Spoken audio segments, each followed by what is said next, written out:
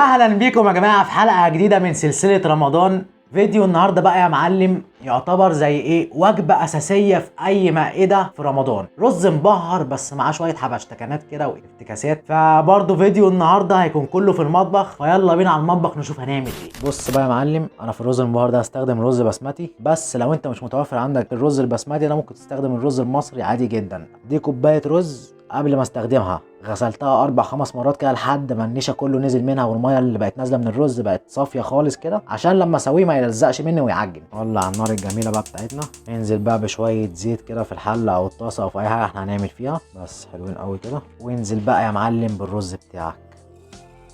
بص بقى يا معلم، اديها تقليبه كده عشان توزع زيت كويس كله عليهم، وعقبال ما ده بقى يتحمر معانا يلا نجهز الحاجات التانية اللي هنعمله بيها. ويا جماعه بعد ما الطاجن كان هيقع مننا بسبب ان العين كبير عليه، اضطرينا ان احنا ننقله على عين اصغر، فيلا بينا بقى نجهز الحاجات التانية اللي هنعمله بيها. بص بقى يا معلم، هنا انا معايا شويه كبد وقوانص كده متبلهم بملح وفلفل اسود وبابريكا، وعليهم نص ليمونه عشان الزفاره، بقى لهم حوالي بتاع 6 ساعات 7 ساعات في التلاجة كده. في طاسه بقى فيها شويه زيت كده، وانزل يا معلم اديهم تشويحه حلوه. هو مش شرط يكون كبد وقوانص، ممكن لحمه ممكن فراخ ممكن سجق، اللي انت نفسك فيه. شوف انت بتحب ايه اللي يقع الرز وتعمل عادي، مش شرط ديت يعني. ويفضل قلب بقى كده لحد ما تبقى سوا كامل. لو فراخ مخليه من العظم ممكن تبقى نص سوا، عشان كده كده انت لسه هتحطها مع الرز وهو بيستوي. بص بقى يا باشا، اول لما الرز بتاعك ياخد وش تحمير حلو كده ويبقى شكله زي ده، تنزل بالتوابل اللي هي بقى معلقه فلفل اسود ومعلقه ملح، نص معلقه بابريكا ونص معلقه زعتر ونص معلقه كركم. وانزل يا معلم عشان ايدي اتلسعت اصلا من الحراره.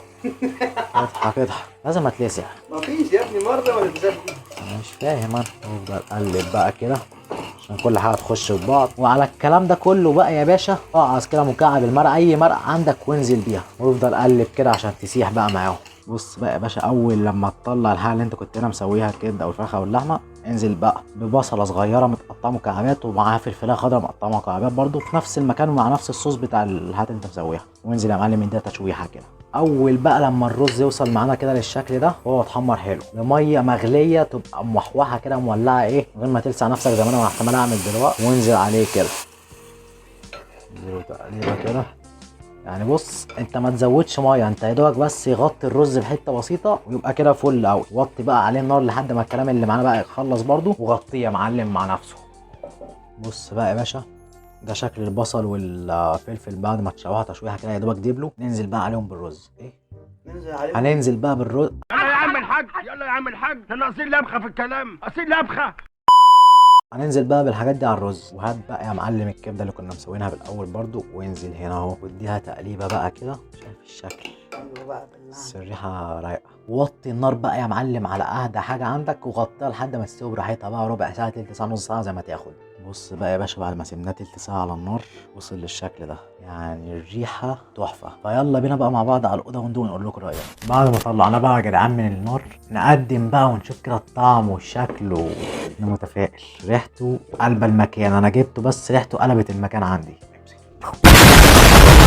بص بقى يا معلم، طلع كده شويه حلوين اهو. الريحه يا جدعان حلو قوي. انا عايز اقول لكم مجرد ما فتحت الغطا بس الريحه عندي اتقلبت حاجه كده من الاخر. فاحنا ندوق بقى ونشوف ايه الكلام. انا اكتشفت ان احنا نسينا حاجه اصلا. انا كان في زبيب مشتريه مخصوص عشان الخلطه ديت، عشان المفروض الرز ده بيبقى بالزبيب اصلا، بس انا نسيته فمكسل اقوم اجيبه الصراحه. فانت تخيل معايا كده ان في زبيب في الطبق ماشي. حط لي انت زبيب في الطبق واحنا في المونتاج ساحر ماشي. ومال وما بيتحطش وهو بيستوي، خلي بالك بعد ما بيستوي بيتحط عليه. تصدق احسن حاجه عملتها عندنا في القناه لحد النهارده. ما هو باين يا ماما. يعني بجد يا جماعه أنا مش ببالغ، ده حرفيا احسن تجربه واكله انا عملتها في القناه عندي لحد النهارده. يعني مفيش كلام اقوله. يعني خد انت دوق كده من بعيد لبعيد، بس ما تاخدش طبق في حجرك زي كل مره. وماله. ايدك تحت البتاع، ايوه اتيكيت. يا دين يا اسطى. انا نفسي اصورك وانت بتعمل كده اهو بقى. يا دين يا اسطى. عامل كده اهو، عمال يعمل كده اهو. جنان. انت رايح فين؟ هاكل. طب وانا؟ مش كل مره تقولي طبعا، انا بعطف عليك بقالي كذا في مره. بتعطف يا ابني، انا بشحت منك، انا جاي بشتغل هنا. عايزك ايه بقى؟ يلا يا اسطى، يلا حبيبي. انا هاخد بقيت الحلقه. كبة ايه؟ بقيت القدرة اي بتاع مش عارف اسمها. يلا يا عم الحاج، يلا يا عم الحاج، احنا ناقصين لبخه في الكلام، ناقصين لبخه. وقعت على نفسك؟ تعلمه تاكله عدل بقى. عيل بغل عنده 23 سنه لسه بيوقع على الاكل على نفسه. شفتكش وانت عمال توقع دي على الارض من شويه. شيت. ما أنا الحمد لله ما كانتش هتتصور اللقطه دي. ما انا خدت بالي ما تمسكش عليك. بس كده يا معلم، فيديو النهارده يكون خلص. يا رب الفيديو يكون عجبكم. لو الفيديو عجبك ما تنساش تعمل لايك وسبسكرايب وتفعل الجرس عشان يوصلك كل هبده وافتكاسه جديده مننا. وايه تاني؟ وكالعاده لو عندك اي هبده جديده او اي افتكاسه او اي تجربه فاشله عايز تجربها وخايف تولع في نفسك وفي بيتك، تعالى قول لي يا معلم واكتبها لي تحت في الكومنتس او ابعت لي على الانستا. هسيب لك اللينك تحت في الديسكربشن، وانا هولع في نفسي وفي بيتي وفي هذا الكائن اللي ورا الكاميرا طبعا عشان خاطرك انت. اشوفكم الفيديو الجاي. سلام.